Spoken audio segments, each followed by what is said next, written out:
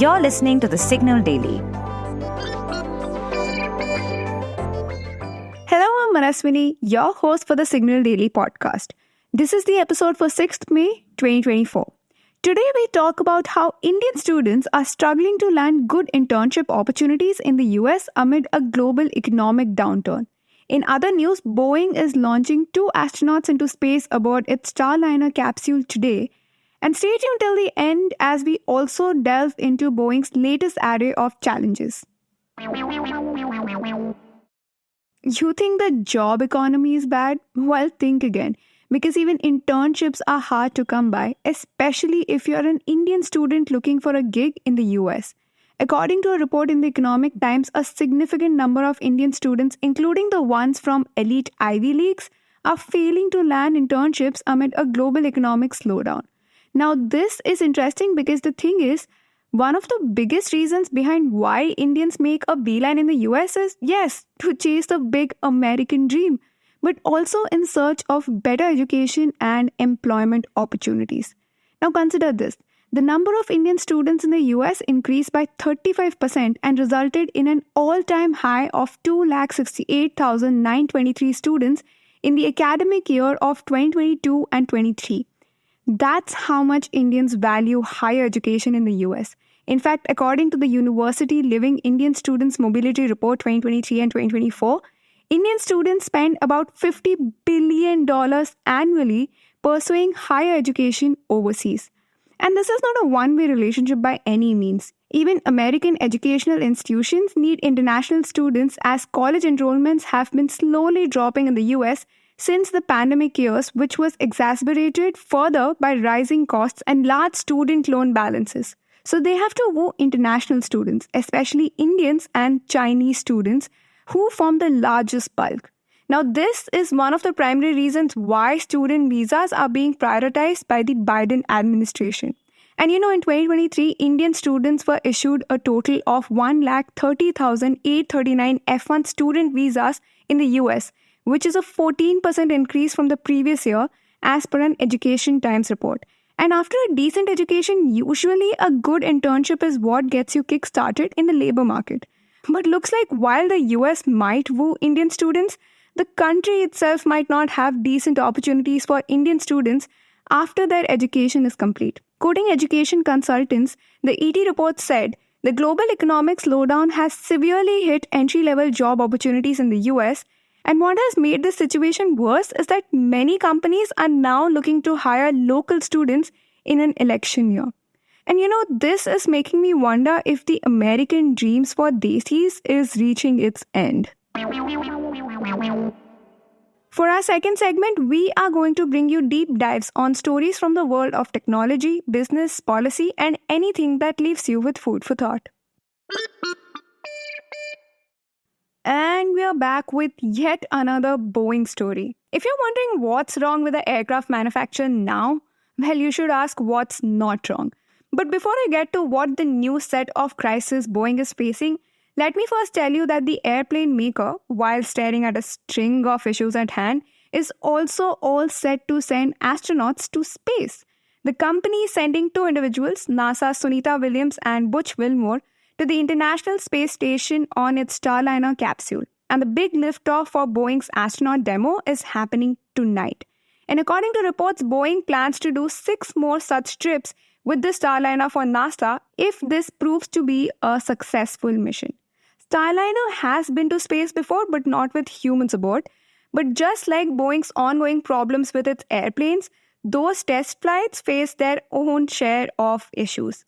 The first flight in 2019 encountered serious software problems that prevented the empty capsule from reaching the station. And then in the second attempt in 2022, there were problems with weak parachutes and flammable tape. This time around, though, according to reports, Boeing made sure to thoroughly test the spacecraft based on NASA's recommendations, and it also checked the thrusters, parachutes, and even ran a launch and abort test. Moreover, while talking to the Associated Press, Indian-American astronaut Sunita Williams, who will be taking off to space in Boeing Starliner, said, and I'm quoting her verbatim, "Sure, Boeing has had its problems, but we are the quality assurance. Our eyes are on the spacecraft." End quote. So clearly, both the astronauts trust Starliner. But this whole situation, if you ask me, is quite ironic. But anyway, Starliner is actually quite late to this party because Elon Musk's SpaceX Crew Dragon has been busy shuttling astronauts to and from the ISS, which is the International Space Station, since 2020, completing 9 trips already. And interestingly, NASA allocated over $4 billion to Boeing for its capsule development, while SpaceX only got $2.6 billion. Anyway, coming back to Boeing's troubles, you might have caught wind of its ongoing controversies, but for those who haven't, there's news about a second whistleblower from Boeing, Joshua Dean, who passed away unexpectedly after falling ill. Dean, a former quality auditor at Spirit Aerosystems, a Boeing supplier, raised concerns that Boeing's leadership ignored manufacturing defects in the 737 MAX. And earlier this year, as we had covered in our April 11, 2024 episode, which I'll also link in our show notes, John Barnett, a former Boeing quality manager, expressed similar concerns in interviews with the BBC and NYT before his passing in March. He highlighted rushed assembly processes and the use of low-quality parts in jets, also mentioning problems with Boeing's Dreamliner oxygen masks. So there's an obvious suspicion around these deaths because for one, Barnett was found dead just days after he gave his initial testimony against Boeing. And in the case of Dean, reports suggest that the 45-year-old, previously in good health and leading an active lifestyle, passed away suddenly on Tuesday due to a fast-moving infection.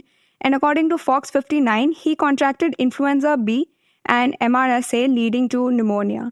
And I'm not one to entertain conspiracy theories, but things do seem a little fishy here. Plus, according to the New York Post, around 10 more Boeing whistleblowers who had come forward might get deterred by these deaths. And Boeing is grappling with more than one issue right now. In the first quarter, the aircraft manufacturer reported a loss of $355 million. Additionally, as reported by the Wall Street Journal, Russian sanctions have led to one of Boeing's suppliers for the 787 Dreamliner's heat exchangers shutting down operations. And this is expected to have an impact on Boeing's Dreamliner deliveries for the year. Meanwhile, the journal also reports Embraer, a Brazilian aircraft manufacturer, is planning to create an ambitious new narrow-body jet to compete with Boeing 737 MAX and Airbus's A320.